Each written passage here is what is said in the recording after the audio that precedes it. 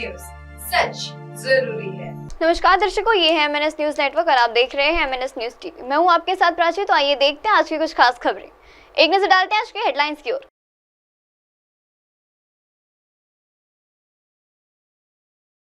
देश दामादों से आगे बढ़ चुका है, राजनीति से ब्रेक ले राहुल गांधी।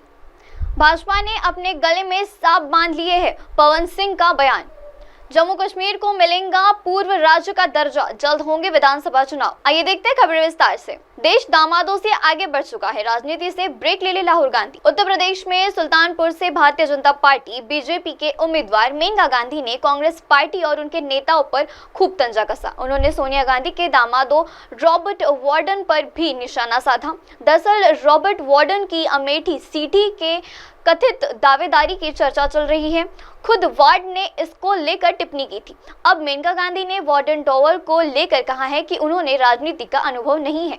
इंडिया टीवी से बात करते हुए मेनका गांधी ने रॉबर्ट वार्डन को लेकर कहा है कि यह देश दामादों से आगे बढ़ चुका हुआ है।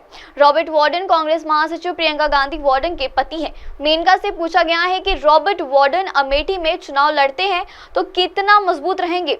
इस पर उन्होंने कहा है कि चुनाव के लिए राजनीति अनुभव जरूरी है। यह देश दामादों की राजनीति से कहीं आगे बढ़ चुका है। इसके अलावा उन्होंने अपनी जेठानी के बेटे यानी राहुल गांधी पर तंजा कसते हुए कहा कि उन्हें राजनीति से ब्रेक ले लेना चाहिए। कांग्रेस पार्टी तभी आगे बढ़ सकती है जब उनके पास कोई बड़ा आइडिया नेता हो। उन्होंने प्रियंका गांधी वार्ड पर भी तंजा कसा। ऐसी टक्करों के बीच प्रियंका अपनी मां की सीट रायबरेली से चुनाव लड़ रही है। इसी पर मेनका ने कहा है कि आए तो सही। उन्होंने कहा कि रायबरेली से उनकी प्रियंका और उनकी मां चुनाव लड़ सकती है, इसलिए उस सीट पर परिवार का असर तो होगा ही। आइए बढ़ते अगली खबर की ओर। भाजपा ने अपने गले में सांप बांध लिए है, पवन सिंह का बयान। भारतीय जनता पार्टी ने भोजपुरी गायक पवन सिंह को बंगाल की अंसोलन सीट से टिकट दिया था।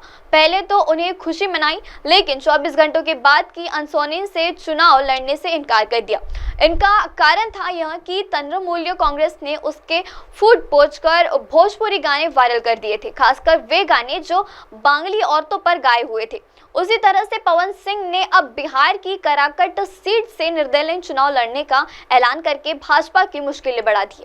भाजपा ने यह सीट समझौते में उपेंद्र कुशवाहा को दी थी, जिसने वह उस समय जेडीयू ने तोड़कर अपने ही साथ लड़ाई थी। तब नीतीश कुमार ईआईडी अलायंस में थे और मोदी को सत्ता से बाहर करने के सपने सजा रहे थे। उत्तर प्रदेश के उम्मीदवार कुशवाहा उस समय भी भाजपा के लिए महत्वपूर्ण थे और अब भी है, क्योंकि उम्मीदवारी के साथ ही उपेंद्र कुशवाहा के साथ ही नीतीश कुमार की लव कुश की जोड़ी बनी हुई थी। अनमोल से चुनाव लड़ने से इनकार करने के बाद पवन सिंह दिल्ली आए थे और जेपी नड्डा से मिले।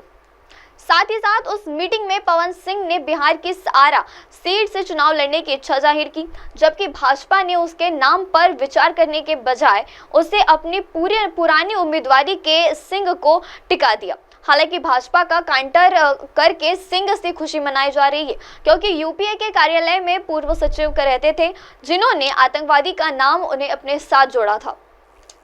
आइए बढ़ते अगली खबर की ओर। जम्मू कश्मीर को मिलेंगे पूर्व राज्य का दर्जा, जल्द होंगे विधानसभा चुनाव। आगामी लोकसभा चुनाव के लिए प्रचार जाहिर करते हुए प्रधानमंत्री नरेंद्र मोदी शुक्रवार को 12 अप्रैल को उम्मीदवारी में प्रचार करने पहुंचेंगे। इस दौरान पीएम मोदी कहा है कि जम्मू कश्मीर और उसका राज्य का दर्जा वापस लेने और समय दूर नहीं है, केंद्र सहित प्रदेश में विधानसभा के चुनाव होंगे।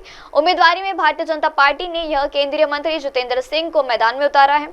पीएम नरेंद्र मोदी ने अपने संबोधित के कहा है कि कांग्रेस की कमजोरी सरकार ने शाहपुर कंटीकेंट को 10 साल तक लड़ाए रखा है। इसके चलते जम्मू ने गांव सूखा है। कांग्रेस के दौरान हमें उसका पानी भी पीना चाहिए। वह पाकिस्तान जा रहा था जब लोग उसकी असलियत को जान गए थे और जब जम्मू कश्मीर के भ्रम की मायावती जाल बुन रहे थे। भ्रष्टाचारियों पर शिकंजा कसते हुए उन्होंने कहा है कि 10 सालों से हमें आतंकवादी और भ्रष्टाचारी पर शिकंजा कसा है और अब आने के 5 साल से इस प्रदेश को विकास की नई ऊंचाइयां बना रहे हैं। पिछले 10 साल में जम्मू कश्मीर पूरी तरह से बदल चुका है। सबसे बड़ी बात, जम्मू कश्मीर का मन बदल रहा है। कांग्रेस और नेशनल कॉन्फ्रेंस पर साधा निशाना पीएम मोदी ने अपने संबोधित में कहा है कि जब जम्मू कश्मीर में स्कूल जलाए नहीं जाते, बनाए जाते। उन्होंने कहा है कि कांग्रेस और नेशनल कॉन्फ्रेंस पर परिवारवाद का आरोप लगाया और कहा है कि दोनों पार्टियां परिवारवादी हैं और इन्वेस्टर भी खुले मन से पैसा लगाने आ रहे हैं। अभी मुझे हमारे मनोज सिन्हा जी बता रहे थे कि 3 साल पहले यहां के जिलों के हाथ में पूरे राज्य में 5,000 करोड़ रुपया ही उनके नसीब होता था और उसमें लेह लद्दाख सब आ जाता था। उन्होंने कहा छोटा सा राज्य है, आबादी कम है, लेकिन अब आप हमारे न्यूज चैनल को अपने मोबाइल ऐप पर भी देख सकते हैं। अपने मोबाइल ऐप पर देखने के लिए प्ले स्टोर से MNS news TV app download करें। इंस्टा, हाइक, ट्विटर, कुक और फेसबुक जैसे कई सोशल मीडिया प्लेटफॉर्म पर हमारा चैनल उपलब्ध है।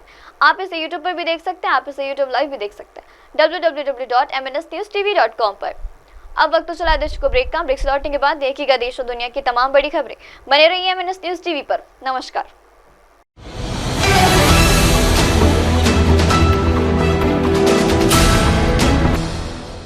ये है MNS न्यूज नेटवर्क और आप देख रहे हैं MNS न्यूज।